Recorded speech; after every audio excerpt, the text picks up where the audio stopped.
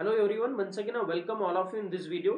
Today we will discuss the very important topics and questions related to the chapter superposition of wave. Overall weightage of the chapter it is 4 marks and with option it is 6 marks. Let's go through the quick review for this chapter. This chapter is divided into the two main parts. First one is the progressive wave and next one is the stationary wave. Let's discuss the first part of the chapter, that is progressive wave. तो इसमें आप देखते हो तो इसको में आपको two type के वेव्स मिल जाते हैं, that is what two transverse wave and the longitudinal wave. उसका बेसिक इंट्रोडक्शन आपको दिया है। देन इसी में आपको मिल जाएगा very very important topic, reflection of transverse wave किस तरीके से होगा when it is incident on the rarer medium and when it is incident on the denser medium. ये मिल जाएगा आपको टॉपिक। अगर प्रीवियस पेपर अगर आप देखते हो तो उसमें आपको एक एमसीक्यू नहीं तो एक theoretical question reflection of waves के ऊपर मिल जाता है, तो ये इंपॉर्टेंट टॉपिक बन जाएगा क्योंकि लास्ट ईयर इसके ऊपर वैसे क्वेश्चंस नहीं आया था। तो इसीलिए ये अच्छी तरीके से पढ़ के जाओ। Let's discuss about the first of all the transverse wave. अभी इतना भी नहीं, थोड़ा सा हम बता देंगे कि रिफ्लेक्शन ऑफ ट्रांसवर्स वेव किस तरीके से होती है। ट्रांसवर्स वेव जहाँ पे क्रिस्ट एंड ट्रफ रहेंगे, तो अगर ये आपका रिंग है मतलब ये रेयरर मीडियम है, तो आपका जो क्रिस्ट है will be also reflected back as what crest. And if it is incident on the fix medium और द जिसको हम डेंसर मीडियम बोलते हैं, मतलब यहाँ पे अगर बॉल है तो एक डेंसर मीडियम बन जाएगा, तो the crest will be reflected as the trough. And the next one is what आपकी इस और एमसीक्यू अगर आप देखते हो तो इसमें आपको फेज चेंज का भी क्वेश्चन पूछा जा सकता है कि कितने का फेज चेंज होता है इस केस में। And then next one is what reflection of the longitudinal wave. Longitudinal wave में वही है, अगर कॉम्प्रेशन है, if it is incident on the fix support that is called what fix है, मतलब रिजिड बॉल है, तब डेंसर मीडियम है, then compression will be reflected as the compression, rarefaction will be reflected as the rare fraction.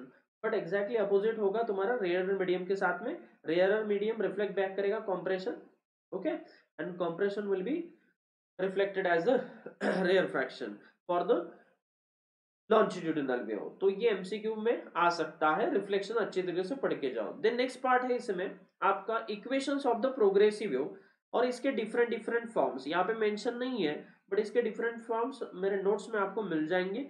y is equal to A sine K X plus omega T, okay. And इसी को अगर आप लिख सकते हो K X minus omega T when it is travelling in the positive X direction, when it is travelling in the positive X direction. And there are different forms, इसके different forms करके जाओ क्योंकि उसी के रिलेटेड आपको कि दो equations मतलब गिवन जो इक्वेशन रहेगा उसको किसी स्टैंडर्ड इक्वेशन के साथ में आपको कंपेयर करके आपको ये ओमेगा की वैल्यू के की वैल्यू निकालनी रहेंगी और वहां से आपको एक न्यूमेरिकल मिल जाएगा, एक न्यूमेरिकल रहेगा इसके ऊपर। देन नेक्स्ट आते हैं नेक्स्ट पार्ट के ऊपर, that is stationary waves. Stationery waves का एक इक्वेशन ये वाला और इसका डेरिवेटिव मतलब जो डेरिवेशन है ये कैसे बना, तो ये भी आप करके जाओ। Basic part of the superposition of wave से ही बनता है, उसके नीचे बात करेंगे हम। दिया हुआ है सेक्शन, तो इसका डेरिवेशन अगर होता है पॉसिबल तो करके जाओ, y इज इक्वल टू, नहीं तो इसका इक्वेशन याद रखो कि स्टेशनरी वेव का इक्वेशन क्या होता है। देन नेक्स्ट है वेरी वेरी इंपॉर्टेंट टॉपिक, मेरे हिसाब से इस साल ये डेफिनेटली आएगा, laws of vibration. Laws of vibration on that is laws of length, laws of mass and laws of tension. Definitely एक तो इसके ऊपर एक थियोरेटिकल क्वेश्चन रहेगा, नहीं तो एक न्यूमेरिकल रहेगा। Then very very important topic that is formation of beats, ये आपको करके जाना ही है, ओके। एंड बीट फ्रीक्वेंसी, इसके ऊपर न्यूमेरिकल मिलेगा ट्यूनिंग फोर्क का। देन आते हैं ऑर्गन पाइप के ऊपर। ऑर्गन पाइप में आपको दो पाइप पढ़ने हैं, that is close organ pipe and the open organ pipe.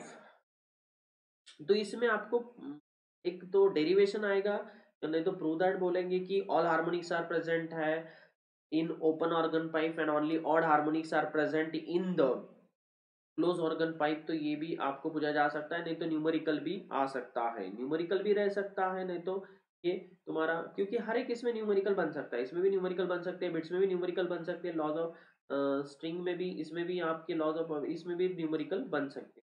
तो चारों न्यूमेरिकल ओरिएंटेड भी टॉपिक है और थ्योरेटिकल क्वेश्चन, यहाँ पे तो थ्योरेटिकल क्वेश्चन बनने के चांसेस मैक्सिमम है।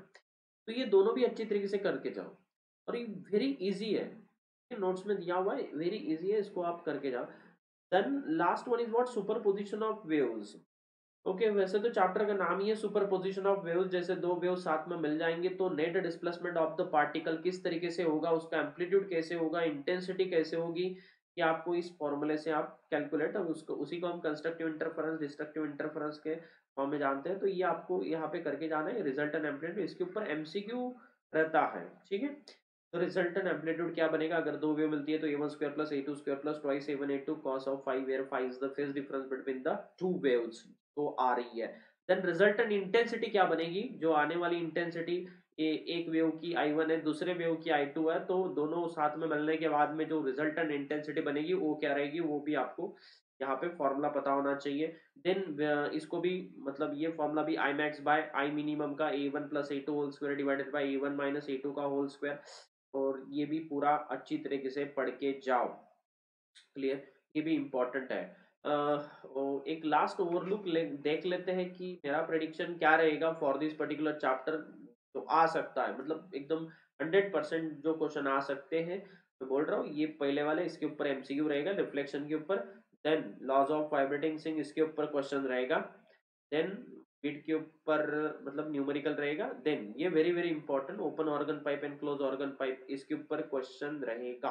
क्लियर, थियोरेटिकल मतलब वो डेरिवेशन पॉइंट ऑफ व्यू में क्वेश्चंस रहेगा। ठीक है, ऑल हार्मोनिक्स प्रेजेंट है, प्रूव दैट करो, इसमें ऑड हार्मोनिक्स प्रेजेंट है उस part. Clear, this is my prediction related to this chapter. Wish you best luck for the examination. Thank you so much for watching this video.